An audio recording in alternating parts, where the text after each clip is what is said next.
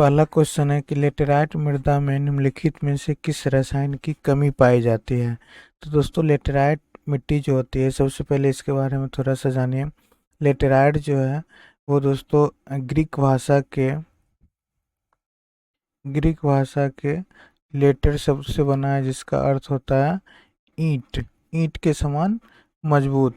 तो दोस्तों लेटेराइट मिट्टी में जो होती है वो कंकर पत्थर की मात्रा अधिक पाई जाती है आपको दोस्तों। और इसमें जो कहा जाता है कि कौन से रसायन की कमी पाई जाती है, तो दोस्तों इसमें सिलिका की कमी पाई जाती है। तो ऑप्शन 3 इसका सही आंसर हो जाएगा। अगला क्वेश्चन है कि मुद्रास्फीति जनित मंदी निम्नलिखित में से किसका विशिष्ट संयोजन होती है।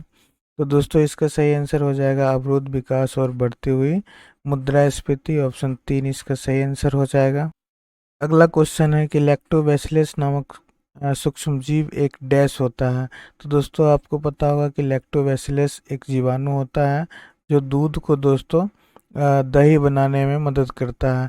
तो दूध से दही बनाने में लैक्टोबैसिलस का काफ़ी योगदान होता है दोस्तों। और ये लैक्टोबैसिलस होते क्या हैं, तो यह एक प्रकार का जीवाणु होता है। ऑप्शन बी इसका सही आंसर हो जाएगा। अगला क्वेश्चन है दोस्तों कि भारत के ताम्रपाषाण कालीन स्थलों के संदर्भ में निम्नलिखित में से कौन सा युग्म सुमेलित नहीं है।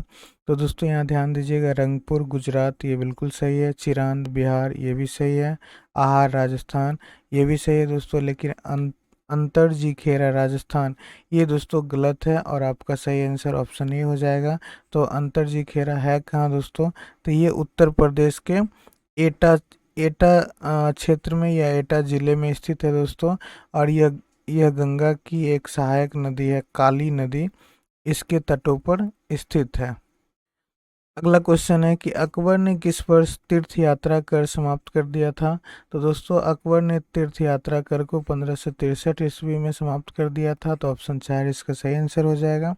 अगला क्वेश्चन है कि आरबीआई के मानदंडों के अनुसार लाभदायक, जिसे हम लोग लीवरेज कहते हैं, के अनुपात में कटौती लागू करने का अर्थ है कि बैंक डैश पूंजी आधार पर डैश उधार दे सकता है। तो दोस्तों इसका सही आंसर जो होगा वो ऑप्शन 3 हो जाएगा दोस्तों, कि बढ़ते बढ़ते पूंजी पर समान उधार दे सकता है। अगला क्वेश्चन है निम्नलिखित में से क्या पुष्प का नर जननांग नहीं है। तो दोस्तों परागकोश ये है, परागकण ये भी उसके भाग हैं, तंतु ये भी उसके भाग हैं, बाह्यदल नहीं होता है। तो ऑप्शन 3 इसका सही आंसर हो जाएगा। दोस्तों आपको पता होगा कि जैसे कि कोई पुष्प होती है, तो दोस्तों पुष्प का जो ये बाहरी हिस्सा जो होता है दोस्तों, ये वाला जो हिस्सा होता है, इसे हम लोग बाह्यदल बोलते हैं। बाह्यदल का मतलब होता है पंखुड़ी, जिसे हम लोग पंखुड़ी के नाम से भी जानते हैं दोस्तों। अगला क्वेश्चन है कि निम्नलिखित में से किस वैज्ञानिक को आनुवांशिकी के क्षेत्र में उनके द्वारा किए गए कार्य हेतु जाना जाता है। तो दोस्तों आनुवांशिकी के क्षेत्र में जो कार्य किए थे वो ग्रेगर जॉन मेंडल थे। तो ऑप्शन बी इसका सही आंसर हो जाएगा। दोस्तों मेंडल ने कौन से पौधे पर प्रयोग किया था। तो दोस्तों मटर के पौधे पर प्रयोग किया था। और मटर की कितनी पीढ़ियों पर उन्होंने अध्ययन किया था, तो 7 पीढ़ियों पर अध्ययन किया था। अगला क्वेश्चन है दोस्तों कि रेगाटा शब्द निम्नलिखित में से किससे संबंधित है। तो दोस्तों रेगाटा का जो अर्थ होता है वो अर्थ होता है प्रतियोगिता। ठीक है दोस्तों, लेकिन रेगाटा शब्द प्रतियोगिता से तो संबंधित है, लेकिन कौन सी प्रतियोगिता से संबंधित है, तो ये दोस्तों नौका दौड़ की प्रतियोगिता से संबंधित है, जिसे यॉट भी कहा जाता है। तो ऑप्शन 2 इसका सही आंसर हो जाएगा। अगला क्वेश्चन है कि निम्नलिखित में से किस राज्य में स्थित सुल्तानपुर राष्ट्रीय उद्यान अपने प्रवासी एवं स्थानीय पक्षियों के लिए जाना जाता है। तो दोस्तों ये हरियाणा क्षेत्र में स्थित है। तो ऑप्शन 4 इसका सही आंसर हो जाएगा। अगला क्वेश्चन है निम्नलिखित में से कौन सा प्रावधान भारत के संविधान के अनुच्छेद 368 के दायरे से बाहर संसद के दोनों सदनों के सामान्य बहुमत द्वारा संशोधित किया जा सकता है। तो दोस्तों ये आधिकारिक भाषा का प्रयोग जो है, इसका हम लोग 368 के दायरे से बाहर संसद के दोनों सदनों के बहुमत द्वारा संशोधित कर सकते हैं। तो ऑप्शन ए इसका सही आंसर हो जाएगा। अगला क्वेश्चन है दोस्तों अलकनंदा और पिंडारी नदियों का संगम स्थल निम्नलिखित में से कौन सा है। तो दोस्तों ये कर्णप्रयाग है। ऑप्शन 3 इसका सही आंसर हो जाएगा।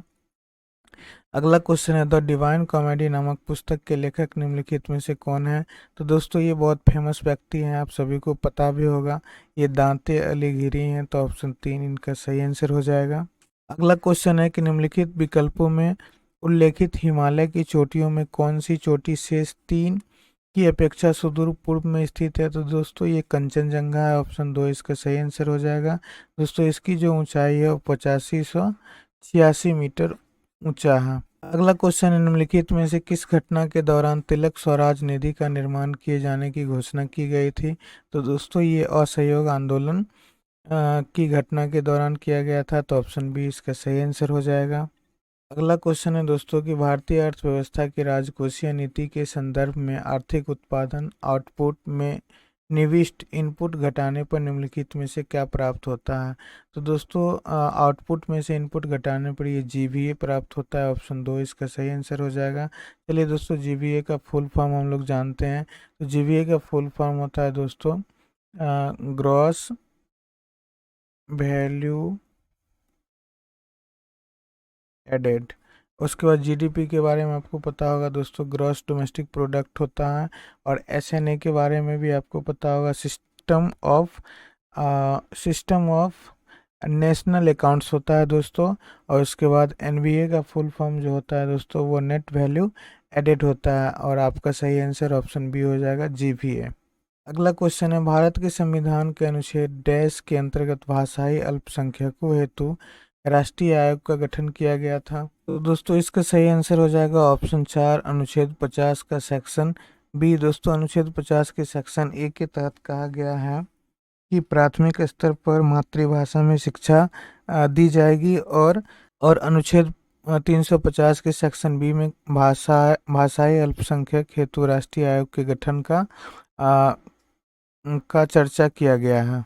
अगला क्वेश्चन है दोस्तों कि कुल साधन उत्पादकता फैक्टर प्रोडक्टिविटी उत्पादन आउटपुट और निविष्टियों जिसे इनपुट कहते हैं ये भारित औसत का डैश होती है? तो दोस्तों ये उसके अनुपात होते हैं, ऑप्शन 3 इसका सही आंसर हो जाएगा। अगला क्वेश्चन, मार्कंडेश्वर मंदिर समूह को प्रसिद्ध रूप से डैश के खजुराहो के नाम से जाना जाता है? तो दोस्तों ये विदर्भ के खजुराहो के नाम से जाना जाता है, ऑप्शन 2 इसका सही आंसर हो जाएगा। अगला क्वेश्चन है, मैडम भिकाजी कामा ने 1907 में पहली बार भारतीय राष्ट्रीय ध्वज को निम्नलिखित में से किस स्थान पर फहराया था? तो दोस्तों ये स्टुटगार्ट जर्मनी में फहराई थी, तो ऑप्शन ए आपका सही आंसर हो जाएगा।